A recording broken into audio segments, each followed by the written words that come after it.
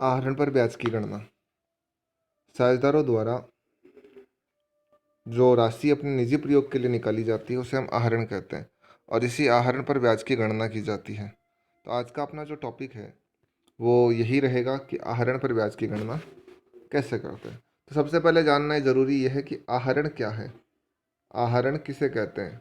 तो दोस्तों, आहरण का मतलब होता है साझेदारों द्वारा अपने निजी प्रयोग हेतु निकाली गई वस्तुओं या नगद राशि या वस्तुओं आहरण कही जाती है। साझेदार जो अपने निजी प्रयोग के लिए वस्तुएं या राशि निकालते हैं, नगद राशि या वस्तुओं का आहरण करते हैं, उसे आहरण कहते हैं। जो भी निजी वस्तुएं या राशि निकालता है साझेदार अपने निजी प्रयोग के लिए, वो आहरण कहा जाता है। अब देखो, आहरण पर ब्याज की गणना के संदर्भ में क्या प्रावधान। तो सबसे पहला प्रावधान जो आहरण पर ब्याज के संदर्भ में है वो यही है कि साझेदारी संलेख में उल्लेख होने पर ही साझेदारों से आहरण पर ब्याज वसूल किया जाएगा, अन्यथा नहीं। यानी साझेदारी संलेख में अगर लिखा हुआ है कि ब्याज लेना है तो ही ब्याज लिया जाएगा, नहीं तो ब्याज नहीं लिया जाएगा। दूसरी बात, आहरण पर ब्याज फर्म की आय होता है। ये सबसे इंपॉर्टेंट है कि आहरण पर जो भी ब्याज हम लेंगे वो फर्म के लिए क्या है, आय है, खर्चा नहीं है। इसके बाद में बात करते हैं आहरण पर ब्याज की गणना की विधियां। विधियां देखिए, दो प्रकार के आधार पर विधियां हैं। यहाँ पर दो आधारों पर विधियां हैं। नंबर एक आपका जो है वो है जब विभिन्न तिथियों पर असमान राशि आहरित की गई हो और जब नियमित अंतराल पर समान राशि आहरित की गई हो। यानी जब ऐसा हो कि किसी महीने की 10 तारीख को अपन ने 2,000 निकाल लिए, फिर किसी दूसरे महीने में 20 तारीख को अपन ने 3,000 निकाले, तो ना तो तिथियां समान हैं और ना ही राशि, दोनों ही जब असमान हो। इस स्थिति में दो विधियों से कैलकुलेशन की जाती है, एक है सरल विधि और दूसरी है गुणनफल विधि। दूसरा जो मेथड अपना चलता है वो है जब नियमित अंतराल हो, यानी जैसे हर महीने की 1 तारीख को, तो एक एक महीने का नियमित अंतराल है अपना।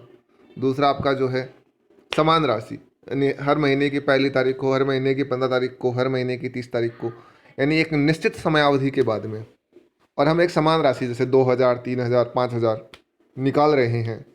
उस स्थिति में जो मेथड काम में ले जाता है उसे कहते हैं औसत अवधि विधि। और ये दोनों ही विधियां अपने द्वारा काम में ली जाती हैं आराम से। तो मासिक आधार पर इसमें भी दो मेथड काम आते हैं, फिर मासिक आधार पर और त्रैमासिक आधार पर।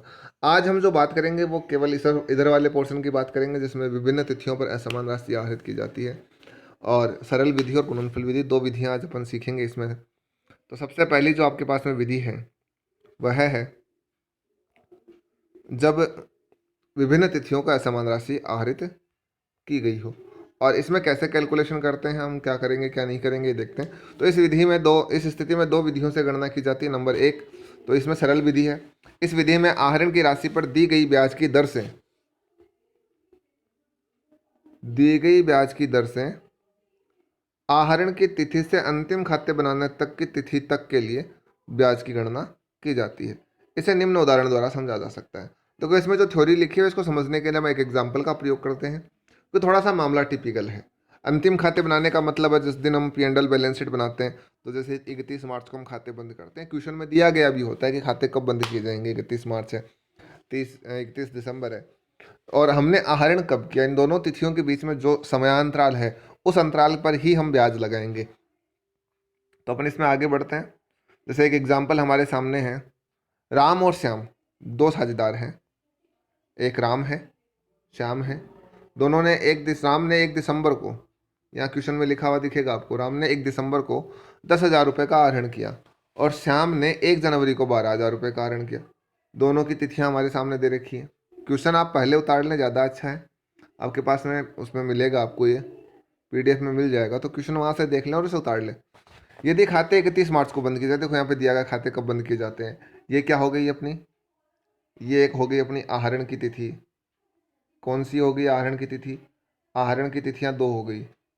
एक तो राम की है, राम की आहरण की तिथि है 1 दिसंबर, और श्याम की कितनी है 1 जनवरी। तो दो आहरण की तिथियां हो गई, ये खाते बंद करने की, और ये क्या हो गई, ब्याज दर। तो हमारे पास ऑलमोस्ट सारी चीज़ें आ गई। हम सूत्र देखेंगे अभी अपन। ये अपने पास में ब्याज दर हो गई, सारी चीज़ें हमारे पास में देखो क्वेश्चन में। अब इसके बाद में अपन आगे बढ़ते हैं क्वेश्चन को। कितने माह का ब्याज दिया जाएगा यदि ब्याज दर 5% वार्षिक हो। पहली बात, कितने माह का ब्याज दिया जाएगा और कितना ब्याज दिया जाएगा। तो राम की इस स्थिति में हम राम की आहरण की तिथि तथा श्याम की आहरण की तिथि से खाते बंद करने की तिथि के मध्य की समयावधि की गणना करेंगे और निम्न सूत्र से ब्याज की गणना करेंगे। तो ब्याज की गणना का सूत्र क्या रहा अपना? आहरण की राशि कौन कौन सी है?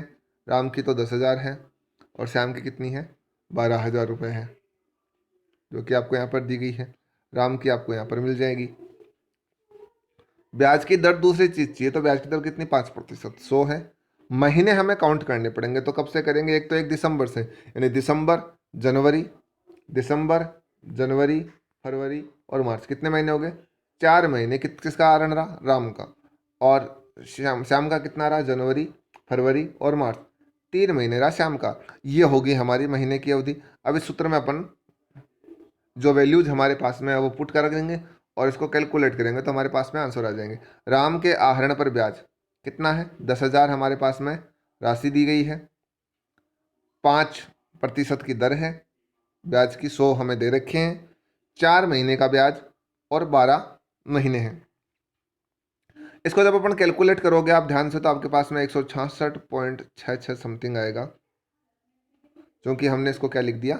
167 कर दिया यहाँ पर। इसके बाद है दूसरा कौन है? इसके बाद है दूसरा आपके पास में है मोहन सॉरी श्याम। श्याम के आहरण की राशि कितनी है? 12,000 है। 5% दर 100 गुणा 3/12, 3/12 है। तो इसका जो आपका वैल्यूशन आएगा वो आएगा 150 रुपये पूरा का पूरा। आप इसे सॉल्व कर सकते हो सीधा सीधा। फॉर्मूला यही रहेगा सरल विधि का, और सरल विधि सबसे ईजी है। जैसे कि हम साधारण ब्याज कैलकुलेट करते हैं, वही तरीका इसका है। सरल विधि का जो तरीका है वो बिल्कुल वही है जो साधारण ब्याज की गणना का होता है। कौन सा? साधारण ब्याज की गणना का जो तरीका होता है, महीने बटा 12 जो अपन करके करते आए हैं। साधारण ब्याज जिस तरीके से अपन कैलकुलेट करते हैं वही तरीका अपना इसका है। इसमें कोई नया तरीका नहीं लगाना। अब अपन बात करते हैं आगे की। आगे जो दूसरा मेथड है वो है गुणनफल योग विधि। दूसरा जो मेथड रहेगा आपका वो रहेगा गुणनफल। दूसरे मेथड की बात करते हैं। दूसरा मेथड जो है इसमें गुणनफलों की योग विधि। इस विधि में एक तालिका बनाई जाती है, यानी टेबल बनाते हैं अपन। टेबल जो है वो निम्न प्रकार होगी, जिसमें आहरण की तिथि लिखेंगे, इस तिथि को कौन सी राशि निकाली गई, कितनी अवधि के लिए राशि निकाली गई, और गुणनफल यानी राशि और इस अवधि का गुणा इसमें लिखेंगे अपन। अवधि की गणना आहरण की तिथि से खाते बंद करने की अवधि के लिए जैसे अपन पहले कर चुके हैं, और उसका जो गुणनफल ज्ञात करते हैं उनका योग लगाया जाता है। सूत्र क्या होगा? गुणनफलों का योग गुणा ब्याज की दर बटा 100 गुणा 12। इस विधि में इस सूत्र का प्रयोग करेंगे, यानी गुणनफलों का योग करेंगे और उसके बाद में अपन कैलकुलेशन करेंगे। तो ये आपका सूत्र हो गया। अब इसमें एक एग्जाम्पल अपन देखते हैं। पहला एग्जाम्पल जो अपन देखेंगे ये है आपका सरल विधि से, जो पहला मेथड था उससे आपको इसे निकालना है। तो पहले क्वेश्चन को पढ़ लीजिए, फिर अपन इसकी कैलकुलेशन करेंगे। पढ़ेंगे कि राम और श्याम एक फर्म में साझेदार हैं। उनके द्वारा निम्न राशियां आहरित की गई। 31/5/2016 को उसने 2,000 निकाले और 30/9/2016 को 3,000। आहरण पर ब्याज की दर 12% वार्षिक है। खाते 31/12 को बंद किए जाते हैं। तो सरल विधि से आहरण पर ब्याज की गणना कीजिए। इस क्वेश्चन को आप कर सकते हैं, और अभी मैं आपको करके भी दिखा देता हूँ कितना कितना कैसे कैसे सॉल्व करेंगे अपन इसको। तो हमारे पास में दो अवधियाँ कैलकुलेट करेंगे। सबसे पहले पहली स्थिति में अवधि निकालोगे आप 31/5, यानी 5 का महीना पूरा हो गया। तो कब से बचेंगे? खाते कब के बन के जाए? दिसंबर में। तो छठा महीना, सातवां, आठवां, नौवां, 10, 11 और 12, कितने महीने हो गए? 4 और 3, 7 महीने। 7 महीने का ब्याज लगेगा इस पर। कितने महीने का ब्याज लगेगा? 7 महीने का। राशि कितनी है? तो राशि आपके पास में है 2,000 गुणा दर कितनी है? 12/100 गुणा 7/12। 12 से 12 गए, कितने बचे? 140। यानी पहली जो स्थिति है इसमें जो ब्याज होगा वो कितना होगा? 140 होगा। आपका ब्याज आ गया 140 रुपये। फॉर्मूला वही जो पहले मेथड में अपन ने देखा था, राशि गुणा दर बटा 100 गुणा महीने बटा 12। अपन ने सीधा सीधा फॉर्मूला लगा दिया। और इसका जो दूसरा क्वेश्चन है, 3,000 रुपये का आहरण कितने तारीख को? 9 तारीख को। 30/9 को किया, तो 9वां महीना तो पूरा हो चुका, यानी 9 कौन सा? सितंबर। अक्टूबर, नवंबर और दिसंबर, 3 महीने का ब्याज हम इस पर लगाएंगे। तो कैसे लगाओगे? वही है 3,000 गुणा 12/100 गुणा 3/12। 12 से 12 गए और इसमें आ जाएंगे 3 या 9 यानी 90 रुपये ब्याज हो जाएगा। ये आपकी कैलकुलेशन हो गई इसमें। इसके बाद में अपन आगे बात करते हैं दूसरे क्वेश्चन की। दूसरा क्वेश्चन जो प्रोडक्ट मेथड का है, और यही क्वेश्चन इंपॉर्टेंट है, कई बार पूछा भी जाता है एग्जाम्स में आपको प्रोडक्ट मेथड से। तो अपन इसको सॉल्व करते हैं। एक साझेदार ने निम्न तिथियों को आहरण के, क्वेश्चन लिख लीजिए आप, ज़्यादा जरूरी है।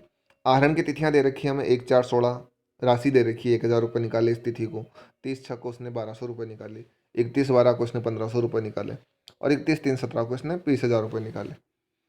ब्याज की दर जो है उसने हमें दे रखी है 12%, और खाते 31 मार्च को बंद किए जाते हैं, इसने कह दिया क्वेश्चन में।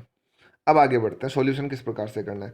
तो सबसे पहले हमें वही टेबल जो ऊपर हमने टेबल बनाई थी, एक सारणी का प्रयोग करना है। तो हमने वो टेबल बनाई और उस टेबल में आहरण की तिथियां डाल दी, सारी राशि डाल दी, और महीने, कितने महीने रहा, तो 1/4 से महीनों की संख्या कितनी होगी, 12 महीने हो गए। 1/4 से 31/3/16 तक, फिर 9 महीने, फिर 3 महीने, और इसमें 0 महीने। बाद में क्या किया, 1000 को हमने 12 से गुणा कर दिया इन दोनों को आपस में। यहाँ हमें गुणा करना है जो समयावधि आती है उस समयावधि को राशि से। जैसे मैं 1000 गुणा, यहाँ 1000 गुणा 12, 1200 गुणा 9, 1500 गुणा 3, और 20,000 गुणा 0, जो आएगा वो यहाँ पर लिख दिया जाएगा बराबर में इनके।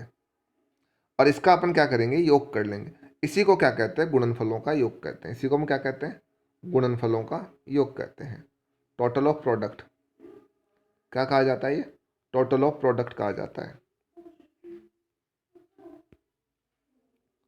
इसी को अपन कहते हैं गुणनफलों का योग, क्योंकि हमारा गुणनफल है, और इसी को अपन कहते हैं गुणनफलों का योग। यहाँ से जो आता है उसे हम फॉर्मूले में रखेंगे। अपना फॉर्मूला क्या रह गया, अपना फॉर्मूला हो गया ये रहा जो आपके सामने, आहरण पर ब्याज गुणा बराबर गुणनफलों का योग गुणा ब्याज की दर बटा 100 गुणा 12। तो मेरा गुणनफलों का योग है 27,300, मैंने 12 ब्याज की दर रख दी, और 100 गुणा 12 मुझे बाई डिफॉल्ट रखना ही रखना है। सॉल्व करूंगा 273 मेरे उत्तर आ जाएंगे। तो ये आपकी हो गई गुणनफल विधि। ये 2 विधियां मैंने आपको बता दी, आपकी बुक में इनसे रिलेटेड आपको क्वेश्चंस मिल जाएंगे, और अगर नहीं है तो आप मुझे कहेंगे तो मैं आपको इनके और क्वेश्चंस फॉरवर्ड कर दूंगा। और आहरण पर ब्याज की जो दूसरी विधि है वो औसत विधि है, अवधि विधि है, वो अपने आप में एक बहुत बड़ी विधि है। उसके खूब सारे क्वेश्चंस और बोर्ड में पूछे भी जाते हैं, तो एक इंपॉर्टेंट कॉन्सेप्ट है। तो उसके ऊपर एक अलग से वीडियो बनाया जाएगा, क्योंकि अगर मैं इसी में उसको ऐड कर देता तो ये वीडियो भी काफ़ी लंबा हो जाता और शायद आप दोनों मेथड को एक साथ समझ भी नहीं पाते। तो रिलेटेड इससे आप जुड़े हुए कुछ क्वेश्चन सर्च आउट कीजिए नेट के थ्रू, उन्हें सॉल्व कीजिए, और उसके बाद में आप मुझे जो प्रॉब्लम्स आए वो प्रॉब्लम्स आप मुझे बताएं, ताकि मैं उनका सॉल्यूशन कर सकूं। और बहुत जल्दी हम इसका दूसरा पार्ट, जिसमें कि आपको औसत अवधि आधार जो है उसके आधार पर भी क्वेश्चन करना सिखाएंगे, तो वो भी आपको जल्द ही 1-2 दिन में अवेलेबल करवा दिया जाएगा। तब तक के लिए धन्यवाद। पढ़ते रहें, घर पे रहें और सुरक्षित रहें।